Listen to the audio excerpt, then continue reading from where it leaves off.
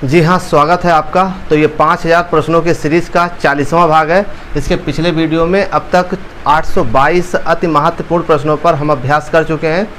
ऐसे अभ्यर्थी जो फिजिकल एजुकेशन से तैयारी कर रहे हैं, UP TGT, PGT, LT grade, KVS, NVS, DSSB जैसे परीक्षाओं की तैयारी कर रहे हैं, तो उनके लिए ये प्रश्न बेहद महत्वपूर्ण है। अक्सर यही प्रश्न पेपर में रिपीट होते हैं। तो आइए इन महत्वपूर्ण प्रश्नों पर रिवीजन करें। प्रश्न नंबर 823 है कि आइसोमेट्रिक संकुचन किसे कहते हैं।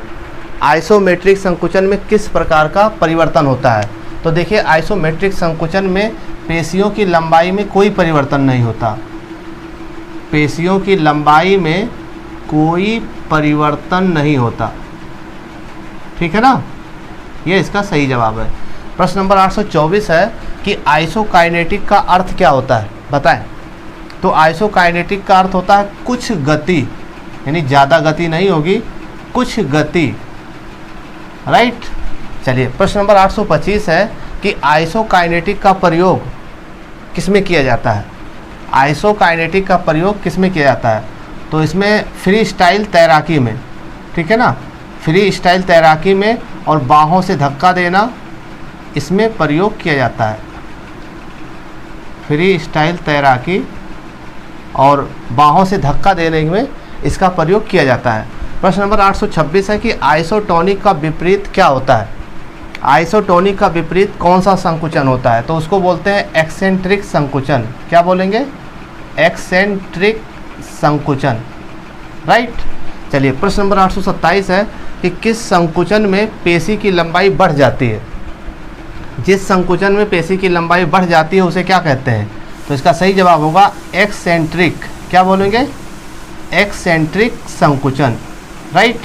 चलिए, प्रश्न नंबर 828 है कि आइसोटोनिक और आइसोमेट्रिक संकुचन, किस संकुचन को आइसोटोनिक और आइसोमेट्रिक संकुचन कहते हैं। तो इसका सही जवाब हो जाएगा आइसोकाइनेटिक। क्या बोलेंगे, आइसोकाइनेटिक संकुचन। आइसोकाइनेटिक संकुचन जो है, आइसोटोनिक और आइसोमेट्रिक संकुचन दोनों संकुचन इसमें होता है, राइट। 829 है कि किस संकुचन में पेशी की लंबाई छोटी हो जाती है। किस संकुचन में पेशी की लंबाई छोटी हो जाती है या पेशियाँ छोटी हो जाती है, उसको क्या बोलते हैं। तो उसको बोलते हैं आइसोटोनिक। क्या बोलेंगे, आइसोटोनिक संकुचन, ठीक। चलिए, प्रश्न नंबर 830 है कि एब्डक्शन क्या है। एब्डक्शन क्या है।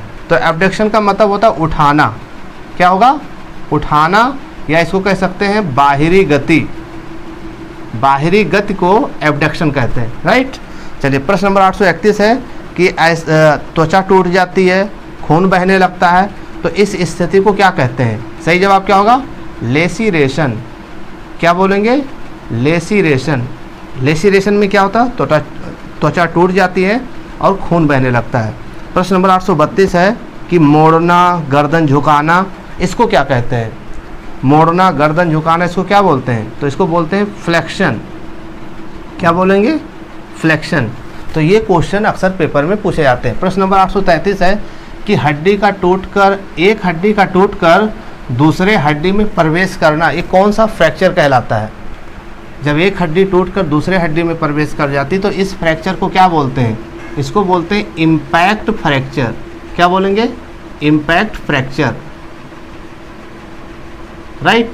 चलिए, प्रश्न नंबर 834 है कि हड्डी और त्वचा, किस फ्रैक्चर में हड्डी और त्वचा दोनों टूट जाती है। ऐसा फ्रैक्चर इसमें हड्डी और त्वचा दोनों टूट जाती है, उसे कौन सा फ्रैक्चर बोलते हैं। तो उसको बोलते हैं मिश्रित या फिर कंपाउंड फ्रैक्चर, राइट। कंपाउंड या मिश्रित फ्रैक्चर, राइट।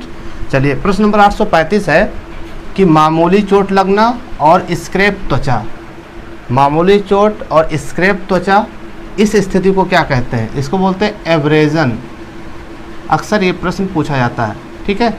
अक्सर क्या, इसमें जितने भी प्रश्न दिए गए सभी प्रश्न बेहद महत्वपूर्ण है, यहाँ से प्रश्न मिलना ही मिलना है, ठीक। प्रश्न नंबर 836 है कि सीधे प्रहार से त्वचा में घसीट होना, इसको क्या कहते हैं। सीधे प्रहार से त्वचा में घसीट होना, इसे क्या कहते हैं, कॉन्ट्यूजन। क्या बोलेंगे, कॉन्ट्यूजन, राइट। चलिए, प्रश्न नंबर 837 है कि तेज प्रहार और सतह पर चोट, इसको क्या बोलते हैं? तेज प्रहार से त्वचा पर चोट लगना, इसको क्या बोलते हैं? इसको बोलते हैं बरयूस, राइट। चलिए प्रश्न नंबर 838 है, एक्सटेंशन क्या है? किस स्थिति को एक्सटेंशन कहते हैं? तो विस्तारण, विस्तारण यानी फैलाना या फिर बढ़ाना, इसको बोलते हैं एक्सटेंशन, राइट।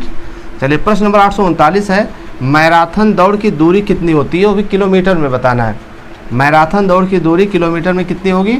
42.195 किलोमीटर। और दूसरा प्रश्न है, मैराथन दौड़ की दूरी, ये भी बताना है लेकिन मील में बताना है। मैराथन दौड़ की दूरी मील में बताना है तो 26 मील, कितना होगा? 26 मील 385 गज, ठीक है। तो दो तरीके से प्रश्न पूछा जाता है, किलोमीटर में भी और मील में भी पूछा जाता है, तो दोनों तरीके का उत्तर दिया गया है। प्रश्न नंबर 841 है कि एथलेटिक्स को ओलंपिक में कब शामिल किया गया था? पता है? तो एथलेटिक्स को जो है ओलंपिक में 1896 में शामिल किया गया था। वही बात करें प्रश्न नंबर 842 की कि एथलेटिक्स को एशियाई खेलों में किस वर्ष शामिल किया गया? बताएं। तो इसका सही जवाब होगा 4 मार्च 1951। कब? 4 मार्च 1951 में एथलेटिक्स को एशियाई खेलों में शामिल किया गया था। तो ये थे फिजिकल एजुकेशन के वो महत्वपूर्ण प्रश्न, चाहे तो स्क्रीनशॉट ले लीजिए। तो फिजिकल एजुकेशन के वो महत्वपूर्ण प्रश्न है जो अक्सर पेपर में पूछे जाते हैं। ये paper oriented examination oriented question है। और भी महत्वपूर्ण प्रश्नों पर चर्चा इसके नेक्स्ट वीडियो में करेंगे। अगर आप हमारे चैनल पर नए हैं तो आप सब्सक्राइब करके जुड़ जाइए। हाँ, अगर वीडियो आपको पसंद आए तो लाइक, कमेंट्स और शेयर ज़रूर करें, इससे हमारा हौसला बढ़ता है। आप हमारे हौसले को बढ़ाइए और हम आपके हौसले को बढ़ाते रहेंगे। तो मिलते हैं नेक्स्ट वीडियो में महत्वपूर्ण प्रश्नों के साथ। तब तक के लिए जय हिंद।